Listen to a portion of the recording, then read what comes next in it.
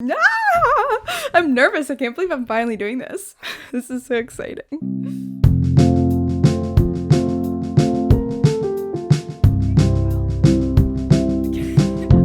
Welcome to Human to Human. I am Jessica McDonald, your host, and this is the season 2 finale.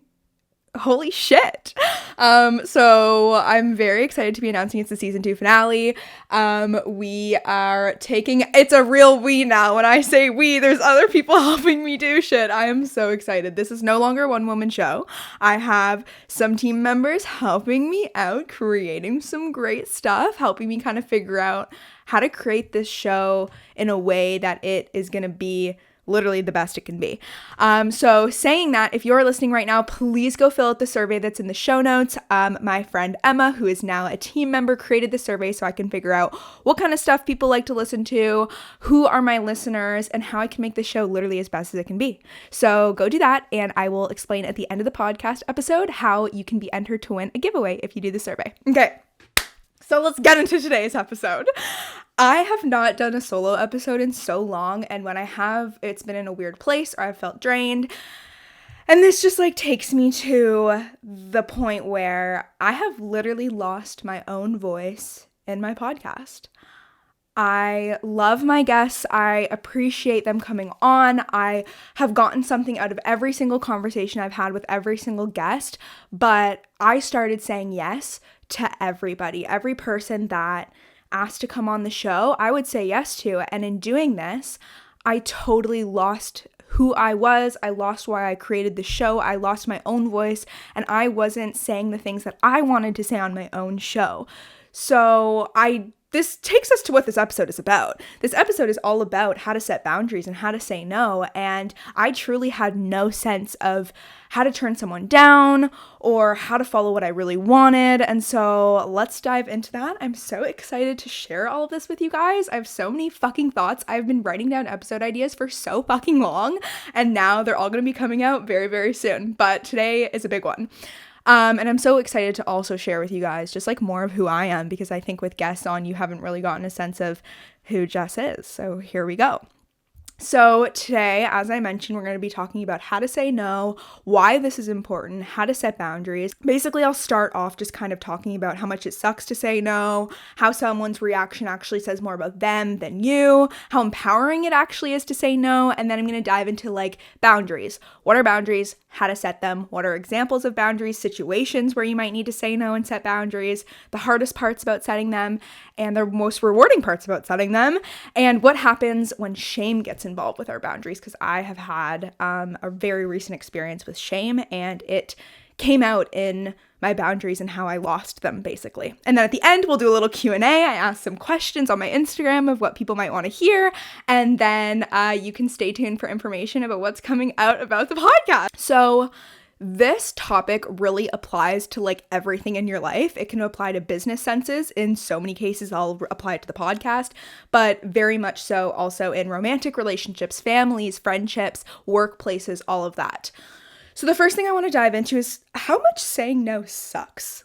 Right off the bat, trying to say no, especially if you're a people pleaser, if you're gonna try and if someone asks you to go out for coffee and you don't want to go, if a boss asks you to take on more work and you literally are drowning already, it's so hard to say no sometimes. I think for me especially, I was really afraid of hurting people's feelings or people being mad at me or coming across as a dick or someone not thinking I appreciate what they're doing for me.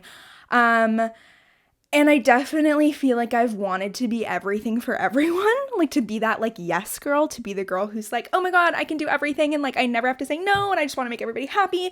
But the thing is, when you're trying to make everybody happy, you're literally not making yourself happy. I would say 98% of the time, 99.9% of the time, if you are trying to make everybody else happy, you will not be happy. And so now I've really started to take on this new role, this new mantra, this new feeling of saying no when it doesn't work for me.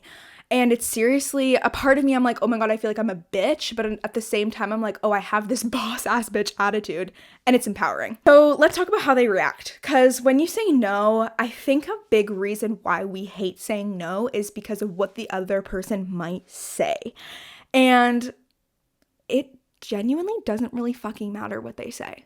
Because if you're staying true to yourself and you are giving them an answer that aligns best with you, what you need, what you want, and what's going to feel best for you, it doesn't matter what they say because you're being true to yourself. And so let's say someone reacts really negatively. This says a lot more about what it has to do with them. Like if they are experiencing rejection or you not wanting to do something that they want you to do, like that's not your problem. That's genuinely not your problem. Like we can't live our lives saying yes to everything to make everybody else happy, because also we'll be half-assing everything. If someone is like, let's go out for coffee, and you're so mentally exhausted from a busy day at work, but you feel like you have to say yes, why would you go? Because you're going to show up and you're going to be so tired during this coffee. They're going to be like, you're not even fun to talk to. And you're like, but I felt like I had to say yes. And they were like, what? Like, I'd rather have you wanting to come to talk to me about this than you like just feeling obligated. Who wants to hang out with someone who just feels obligated to say yes? And so if they get butthurt, that is them struggling to deal with rejection. And I will do an episode about rejection for sure in the future. If you are someone who also personally struggles with rejection, check out Unfuck Your Brain. It is a great podcast. They talk about rejection. It's really changed my perspective on it, but that is something for later.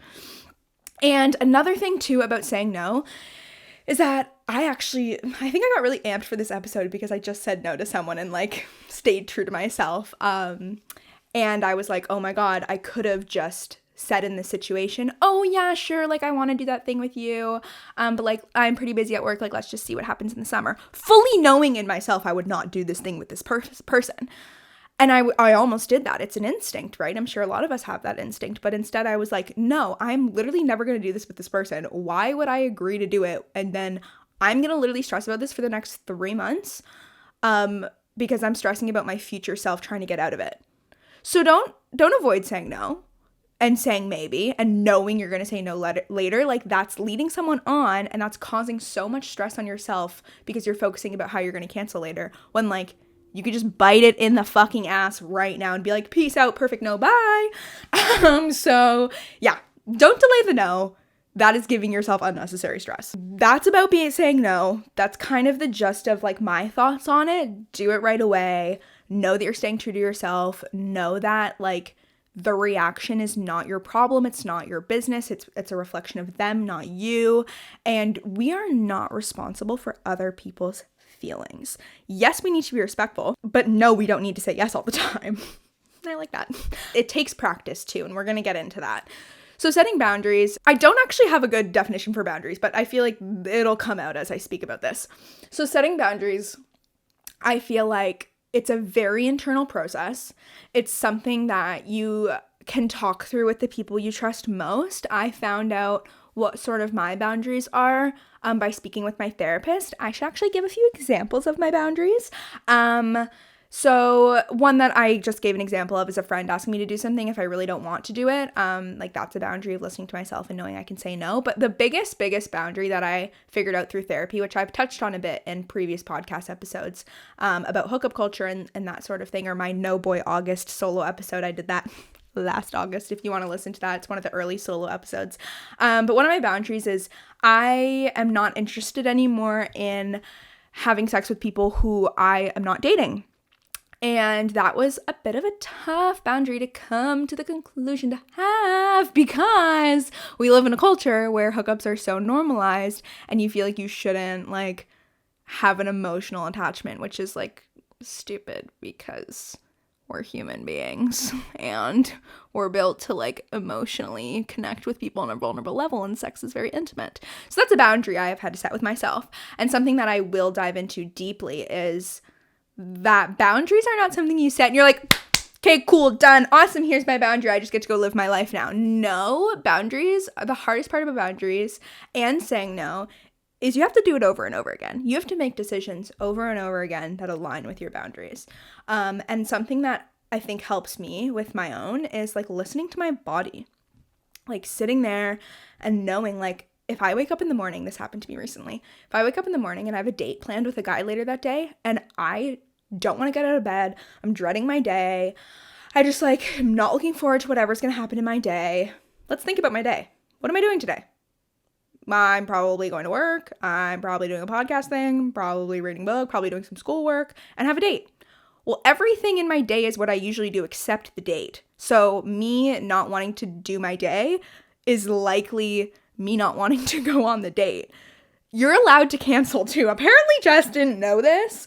And I ended up going on dates that were so fucking exhausting. I wanted to just like, I literally like went on a second date where the entire time I was just like trying to progress the date to the point where I went home. I rolled a joint and put it on my desk before I left for immediately when I got home. Was that not a telling tale? Was that not a telling sign? Yeah, you know what I mean. Enough that I don't fucking want to go on this date? Like, hello, Jessica, like, what is wrong with you? Learned that after, obviously. But see, like, these are situations you kind of have to live before you learn them, which is fine.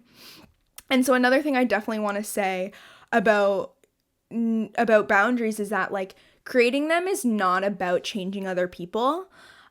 Because other people don't change. You're not going to be like, if you vocalize your boundary to someone and you're like, hey, so I don't actually kiss on the first date, like, they might still kiss you and you will have to reinforce that, or they might try and you might have to reinforce that boundary again and go, whoa, I'm not interested. And that's the hard part, is saying it again, reiterating it again when you're kind of thrown off guard. So, you know, another few different forms of boundaries is like going off your phone for an hour after work, if that's something you really value for your mental health, or like taking breaks, or if like your family asks you something very personal about your life that you don't want to share with them, that can be a boundary that you don't need to share something you're not comfortable with, and continuously you will have to repeat possibly throughout the course of your life. Sorry, I'm not comfortable answering that, you know? So yeah, boundaries like suck, but they're just so good for us. They suck because they're so hard to enforce sometimes, because we're literally changing how we would normally act like our entire lives. Like, our instincts are not the boundaries that align with our values. Like, we can have values, but like it takes a while to develop what they are. And then it's hard because like our bodies will like instinctually go to the thing that like is easier for us to do. So like if I go to a party and am drinking, especially if you're drinking, and there's a cute guy, well, my past, I've hooked up with them, but my present and for my future self, I don't want that. I will have to make a tougher decision not to do that. But my therapist always tells me your past decisions and experiences don't dictate your future choices and your current choices. So remember that. Just because like in the past you've said yes to something you don't want to do, doesn't mean you can't say no this time. If you've done something before that you've said yes to and your friend asked you to do a similar thing again, doesn't mean you have to do it again. Okay, so saying no to plans or dates, these are some things that I've learned. It's okay not to like someone. It is so okay not to like someone. And contrary, or like the reverse of that, it's okay for someone not to like you.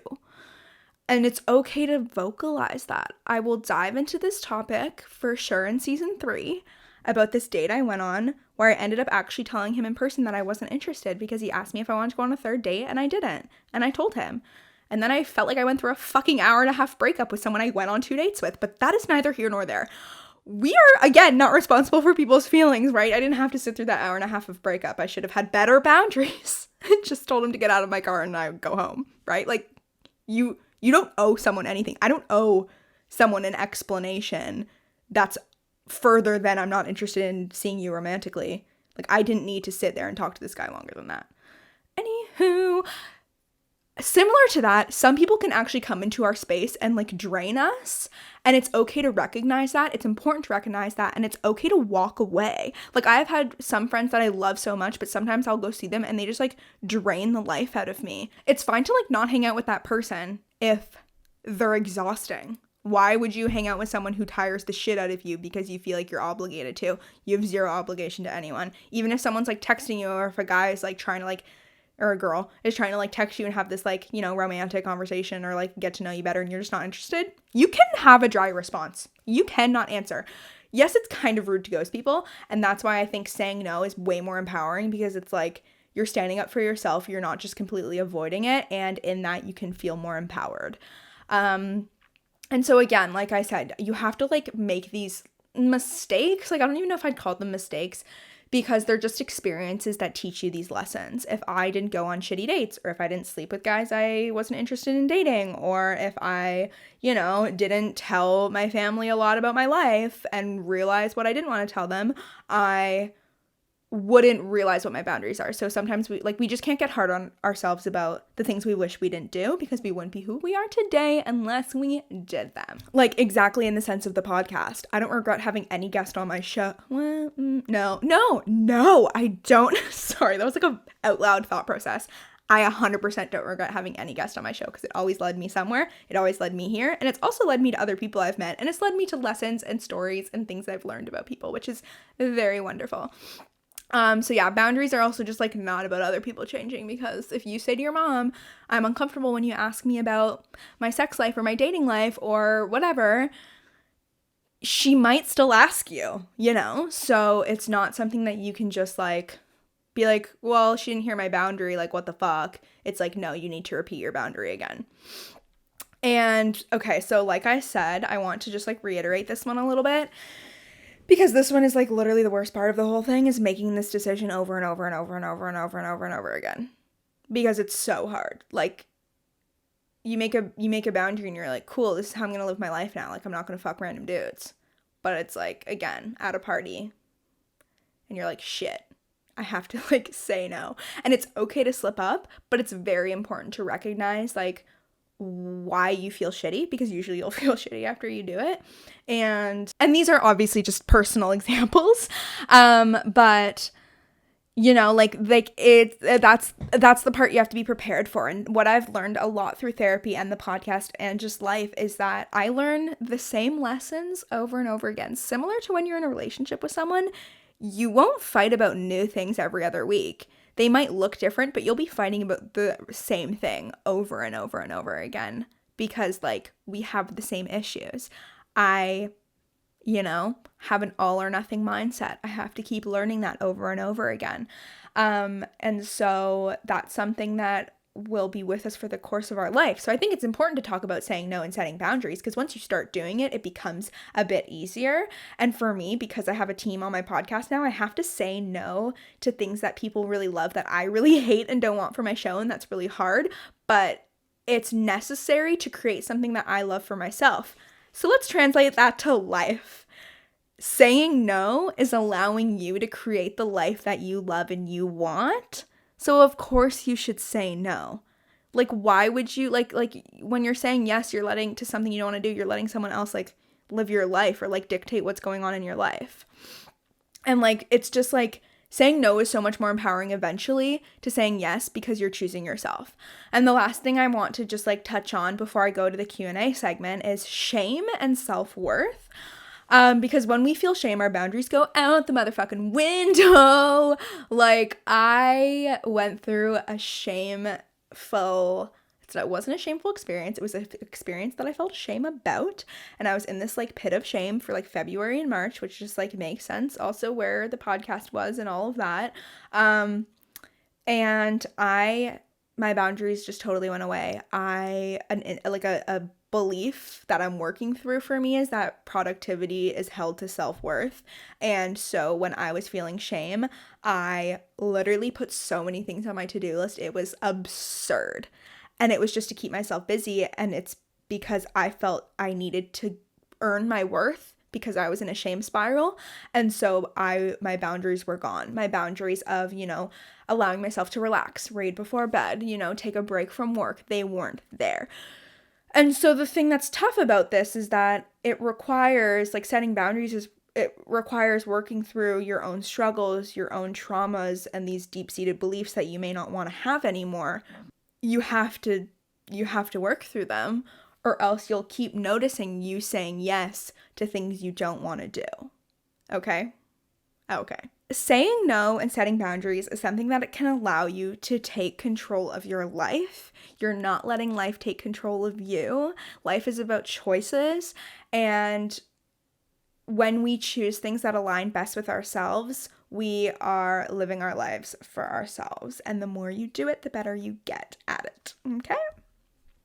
So let's go into our Q&A segment. There's one question I'm very excited to answer. It is the last question, but there's just a few here, and I'm just going to give kind of quick answers. And I asked this on my Instagram at HumanToHumanPod and at Jessica J. McDonald. So the first question is, what is a situation you should have said no but didn't? I mean, I feel like I've already given a few examples here, but I will give some more. Agreeing to do people favors, especially when they're like work favors or they're like in like a wishy-washy sense. I've had some really negative work experiences that I'm going to talk about in season 3. I have had a lot of like, this is something that's really challenging working with a family member, which I don't recommend you do, is there's this like personal element to it where they'll be like, oh, can you do me a favor? And you're like, okay, but this is like work. Like, this is something I should be paid for. Or they're going to pay you, but it's like wishy-washy. Or even like at the pharmacy I worked at, they would be like, oh, like, can you come in on this shift? Or they would ask me to work a lot of extra shifts. And I would really struggle to say no. And this is another question, is like how to say no in a work setting, but still seem like professional. And you know what? Like, you are allowed to have a life outside of your work. So that's important to remember and to say to them, like, oh, I have a prior commitment, I have an appointment, I have a family commitment, I have a personal obligation. Like, you're allowed to say no. And so that's a situation in a lot of work contexts I didn't say no, and I wish I did. And it has just like led to like some like just a lot of stress and also just like not great relationships with those people. So yeah, going into work when I didn't want to, and also having sex with someone when I didn't want to, that's a situation where I should have said no but didn't. And I think, you know, a lot of people can sadly relate to that. Another question. Work-life balance, how to say no to more work without appearing unproductive. So again, this is in a work setting, and so I think something that could be helpful is listing the things that like you're already doing. So like, let's say if it's like my employer that I'm working for right now and she wants me to take on another task, I could say, hey, I would love to, except like these are the things I'm working on right now. I haven't yet finished them. I'm feeling a bit like overwhelmed, and I just want to make sure I can create the best quality of work. And so I'm not going to be able to take that on yet. I would just like to, you know, or if you don't want to take it on or at all, don't say, you don't have to, I just like fucking I went against my own advice, which is saying no for now, or like, you know, like postponing it to the future. Because you can just say no altogether and say like, that's something I can't take on, or that's something not in my field, or I just don't have the bandwidth for it. I don't want to decrease the quality of work of what I'm already doing. And so, yeah. I don't know if this is helpful. I hope it is. Okay, this is the question I really wanted to answer. How do you set boundaries or say no without being awkward? Honey, it's always gonna be awkward at the beginning. It is always gonna feel awkward because, you know, if we're not used to doing it, it's gonna feel uncomfy. Everything outside of our comfort zone is uncomfortable. So you just gotta like fucking push yourself to do it.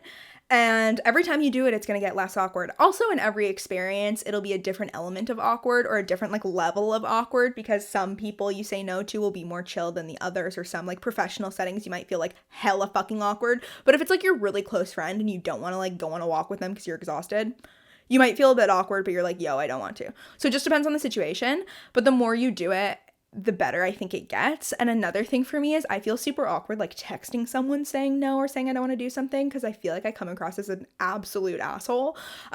So I would prefer to like, I just sent the Snapchat to my friend saying I didn't want to do this thing, or like send a voice note, or if you can, say them in person, or be like, oh, hey, can I call you quick? So you can give them a bit of an answer. And final question, how to stop feeling bad when saying no. I've touched on this obviously throughout pretty much this entire episode, but I just want to highlight the most important points. You are not responsible for other people's emotions. I say that to myself all the time, especially if you're a kind person and you're being respectful, you're not responsible for the reactions. Oh, if you're trying not to feel bad, think about a time in your life when someone said no to something you like wanted to do with them. Like, did you actually care that much? Like, probably not. Like, maybe it made you a bit sad, but I'm sure you have moved on from it from now. So think about it like that. Think about their perspective. You're going to say no to them and they're going to be like, oh, shit, okay, cool. And then like keep going on and fucking living their life. So like we make things so much bigger in our heads than they actually are. And something else, don't feel bad because you're literally betraying yourself in a situation when you're saying yes when you don't want to. And that's going to feel worse internally for you. So you can feel a bit bad for someone else, or you can like feel long-term like discomfort within yourself because you said yes. Okay, I also just had like the best reaction. Like sometimes we expect we'll get the worst reactions from people when we say no, but I was just super honest with my friend about not wanting to like do something with her, and she was like, she literally replied to me being like, "Oh my god, I appreciate your honesty so much." So we always expect the worst situation, but there can be good ones. So thank you for listening to this episode. I hope it was helpful. I hope you're excited for season 3. So season 3 is coming out on June 22nd. There will be a season 3 trailer that'll be coming out likely on the day or a few days before. Make sure you are following me on Instagram at human2humanpod and at Jessica J. McDonald. The links are in the show notes. All the links are there. Go follow them. And if you have not yet filled out the survey, especially if you have listened to this far into the fucking episode, please go fill out the survey. It is super quick. You don't have to write any of your own thoughts. You just get to tick boxes. So if you just go to my Instagram and you look at any of the giveaway posts, you can tag 3 friends in the comments and then repost it onto your story, and you can win a Human to Human tote bag. Super cute. It has the hands. It is a limited edition one because the cover art may possibly be slightly changing. We are keeping the hands in some form though, but these are one of a kind. You won't be able to get the same look after this ends. So make sure you message me on Instagram if you're actually interested in buying a tote bag too, but you can win the tote bag, so enter the giveaway to win it. I feel so professional doing this. This is so exciting. And just to give you a little bit of insight into what's going to happen for season 3 is, like I said, I lost my voice a little bit, but clearly it's back. I've been talking for like 35 minutes. I will be doing so many solo episodes. The show is basically transforming to like all solo. I will have guests every once in a while, so let me know if there's anyone you're like really itching to hear speak, or any topics you're really itching to hear me speak about. Let me know on Instagram. My DMs are always open. I will also be consistently posting on Instagram, connecting it to Facebook, Twitter, TikTok as well. My TikTok, Jessica J MCD. Follow that. I post some funny stuff, lots of weed content, lots of single content. And so in the meantime, I can't believe I'm taking like a month and a bit off, but it'll be very good to make the podcast as best as it can fucking be. The feed is about to transform on Instagram. It's going to be very exciting. In the meantime, though, make sure you go check out some of my favorite solo episodes on the show. There's a few spurred out here and there, so if you kind of go through and you don't see that it's the episodes, they don't say with anyone, those are solos. My favorite solos. March 26th, 2021, I posted Getting Ghosted. This one, my mood was just something that day. I laughed while editing. I've had friends say they laughed while listening. Go check it out, especially if you've been ghosted. My other favorite, Societal Expectations on Love and Relationships. This is based off of watching my TikTok feed and seeing that everything was posted about being in a relationship. So this is kind of about looking at that and knowing and telling yourself you don't need to fucking be in a relationship to be happy. Posted that on March 9th, 2021. Moving on and online dating. I posted this on January 29th, 2020. I'm giving you the dates just so it can help you filter through. That was a fun one. I answered some questions on, and another one I answered a ton of questions on was Breakup Advice. And this was back in October 23rd of 2020, where I kind of give my thoughts on what to do when you break up, how to get through it. And yeah, stay tuned. There's a lot of fucking fun content coming. I'm so excited to just like be sitting here and chatting with you guys. I've had friends say they feel like they're having a conversation with me on a walk where they don't have to put in any effort. So I mean, what could be better than that? That sounds so obnoxious. But I do hope you get value from the show. Make sure you are subscribed. It means so much if you download every episode. Then I can really see who's listening. Obviously I can't see who you are, but I can see the numbers. And leave a review on Apple Podcasts. That makes a huge difference. It helps my podcast get up in the rankings. So if you want to support, fill out the survey, subscribe, follow me on Instagram, and leave a review on Apple Podcasts.